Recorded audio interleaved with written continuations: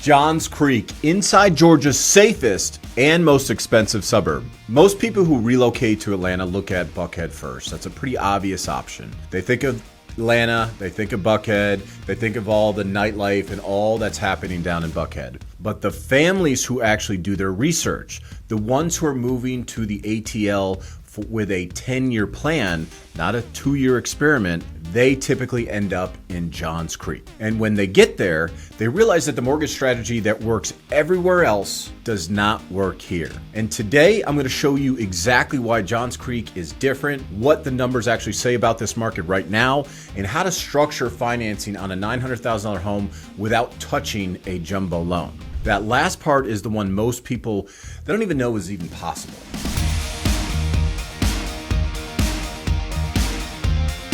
Let's start with what Johns Creek actually is, because I think a lot of people have a vague idea, but they don't understand the full picture. Johns Creek sits in North Fulton County, northeast of Atlanta.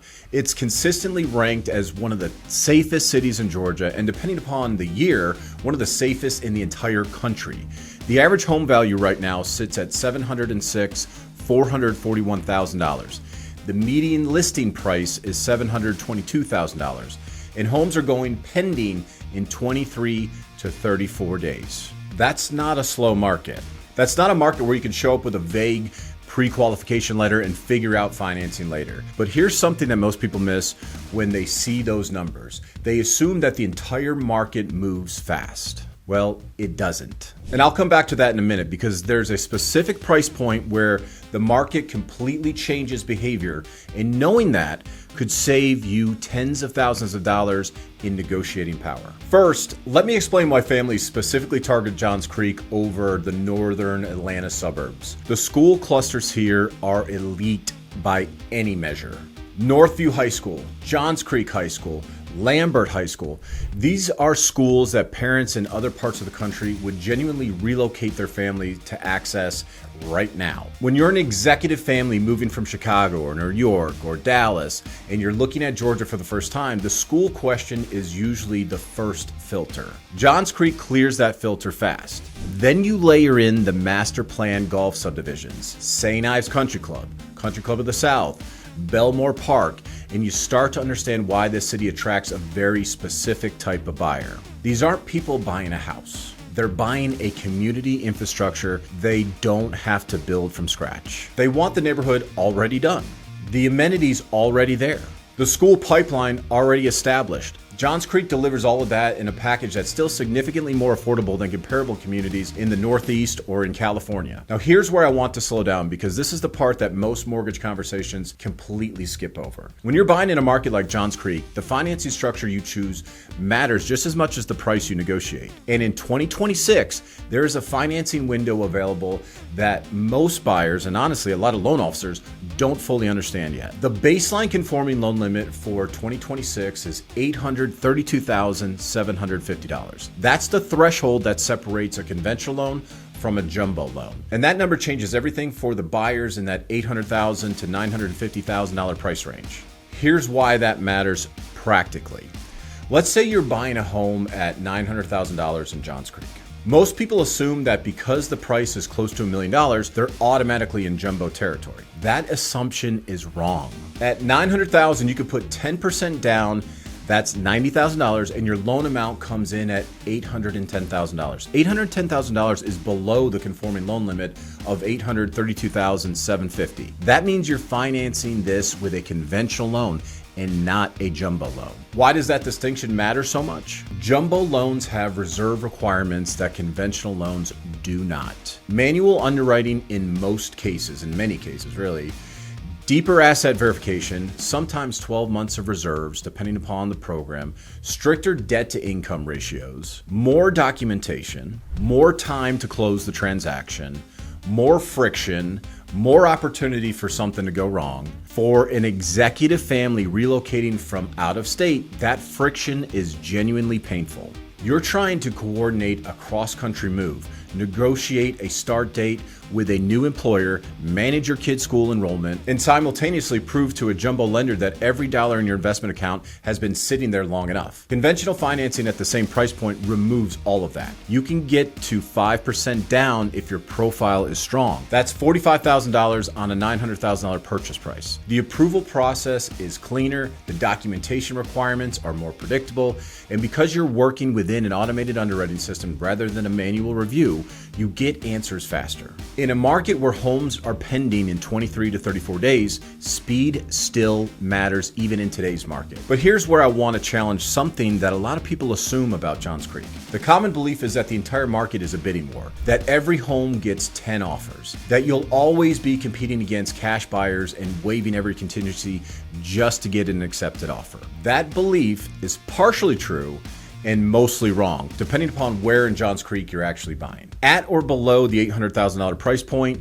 yes, the market is ultra competitive. Homes move in 23 days or less. Multiple offers are absolutely common. Sellers have the leverage, but cross that $1 million threshold and the market behavior changes significantly. Days on market stretch. Sellers are waiting longer for the right buyer, and the waiting creates something that doesn't exist in the sub $800,000 segment. There's room to negotiate. A well-structured, fully approved buyer coming in at $1.1 million or $1.2 million home in Johns Creek today has real negotiating power. You can ask for an inspection contingency. You can ask for an appraisal contingency. You can ask for closing cost contributions, which in many cases over the last several years, we haven't even had that opportunity. And you can absolutely negotiate on price. None of these things are available in the sub $800,000 tier right now. This is a detail that matters enormously for executive families who are relocating with a specific budget and a specific timeline. If your ceiling is 1.2 million and you've been told the whole market is a war zone, you might preemptively give up negotiating power you actually have.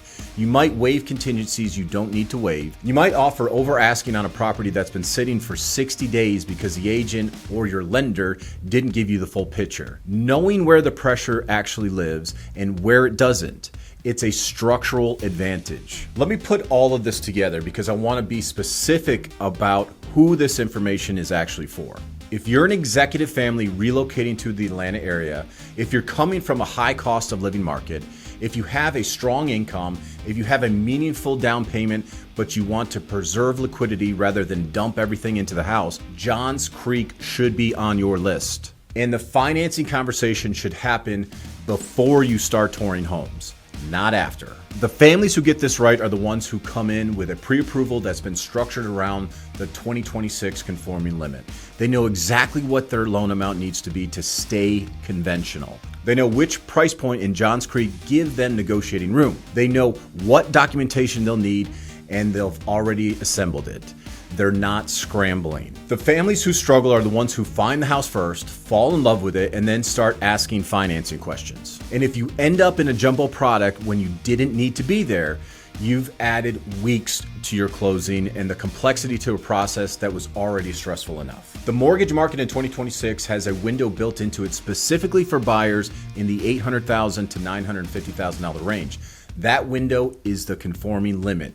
Johns Creek has a market segment specifically above 1 million, where buyers have more power than they realize.